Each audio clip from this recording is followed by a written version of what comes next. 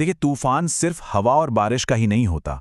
कभी कभी ना सबसे बड़ा तूफान तो हमारे अंदर उठता है, निराशा का, नाउमीदी का तूफान।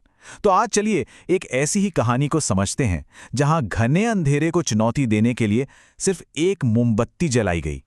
एक छोटी सी चिंगारी भी सबसे अंधेरी रात को रोशन कर सकती है। यह सिर्फ कहने की बात नहीं है, बल्कि हमारी आज की कहानी का, कह सकते हैं, दिल है।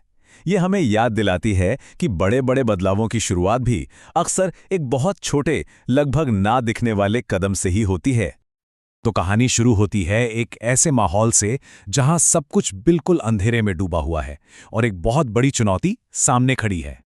जरा सोचिए, एक शांत सा गांव जहां अचानक आसमान पर काले बादल छा जाते हैं, तेज हवाएं सीटी बजाने लगती हैं और बड़े बड़े पेड़ ऐसे कांपने लगते हैं मानो अभी टूटकर गिर जाएंगे। मतलब कुदरत का पूरा कहर उस गांव पर टूट पड़ता है। और फिर एक जोरदार गड़गड़ाहट होती है और खट, गांव की जो आखिरी रोशनी थी वो भी चली जाती है। बिजली के तार टूट जाते हैं और बस एक पल में पूरा का पूरा गांव घने काले अंधेरे में समा जाता है। चारों तरफ बस घना अंधेरा। लोग डर के मारे खुद को अपने अपने घरों में बंद कर लेते हैं और बस ये इंतजार कर रहे हैं कि किसी तरह ये रात कटे और सुबह हो। हर तरफ एक अजीब सा अकेलापन और डर का माहौल था। लेकिन इसी गहरे अंधेरे में, जहां लग रहा था कि सारी उम्मीदें खत्म हो चुकी हैं, एक छोटी सी लौ जलने वाली थी। एक ऐसी लौ जिसमें सब कुछ बदल देने का दम था। और यहीं पर कहानी में एक दिलचस्प मोड़ आता है। दो अलग अलग पीढ़ियों की सोच का टकराव। एक तरफ है दादी, जिनकी आवाज में अनुभव से जन्मी निराशा है, और दूसरी तरफ है अनाया, जिसकी मासूम सी लेकिन पक्की उम्मीद है, जो कोशिश करने पर यकीन रखती है। कम से कम बुझने से पहले ये चमकने की कोशिश तो करेगी।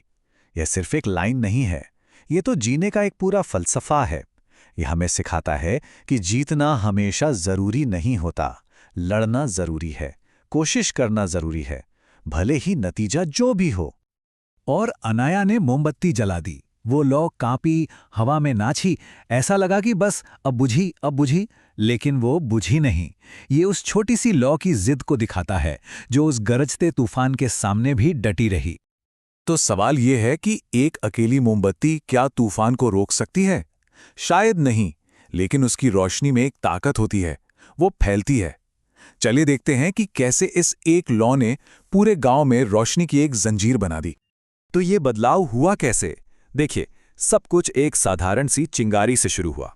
जब एक पड़ोसी ने खिड़की में वो टिमटिमाती रोशनी देखी, तो उसे भी हिम्मत मिली। फिर 1 से 2 हुए, 2 से 10, और देखते ही देखते पूरी की पूरी गली उम्मीद की रोशनी से जगमगा उठी। वो गली जो कुछ देर पहले तक अंधेरे और डर का दूसरा नाम थी, अब ऐसी लग रही थी मानो आसमान के सारे तारे जमीन पर उतर आए हों। यह इस बात का जीता जागता सबूत था कि जब अलग अलग चिंगारियां एक साथ मिल जाती हैं तो वो अंधेरे को हरा सकती हैं। तो यहां सबसे जरूरी बात समझने वाली क्या है? देखिए, उस एक मोमबत्ती ने तूफान को खत्म नहीं किया, लेकिन उसने तूफान को जीतने भी नहीं दिया। उस छोटे से काम ने असल समस्या को तो हल नहीं किया, लेकिन उसने उस समस्या से पैदा हुई जो नाउमीदी थी ना, उसे जरूर हरा दिया। तो आखिर इस पूरी कहानी का मतलब क्या है? इससे हमें क्या सीख मिलती है? ये सिर्फ एक मोमबत्ती की कहानी नहीं है, ये असल में लीडरशिप और पहल करने की हिम्मत की कहानी है। हम सबके मन में कभी ना कभी ये सवाल तो आता ही है ना, कि मैं अकेला क्या कर सकता हूं, मेरे अकेले के करने से क्या फर्क पड़ेगा? यही वो शक है जो अक्सर हमें पहला कदम उठाने से रोक देता है। और इसी को कहते हैं पहली रोशनी बनना। इसका सीधा सा मतलब है, जब हालात मुश्किल हों तब भी उम्मीद जगाने की हिम्मत दिखाना, ताकि उसे देखकर दूसरों को भी अपनी लौ जलाने की प्रेरणा मिले। तो देखिए, सबक बिल्कुल साफ है। इतिहास उठाकर देख लीजिए, हर बड़ा बदलाव किसी एक इंसान के पहले कदम से ही शुरू हुआ है। उम्मीद जगाने के लिए भीड़ की जरूरत नहीं होती, बस वो पहली रोशनी बनने की हिम्मत चाहिए होती है। क्योंकि जब एक इंसान चमकता है तो दूसरों को भी रास्ता मिल ही जाता है।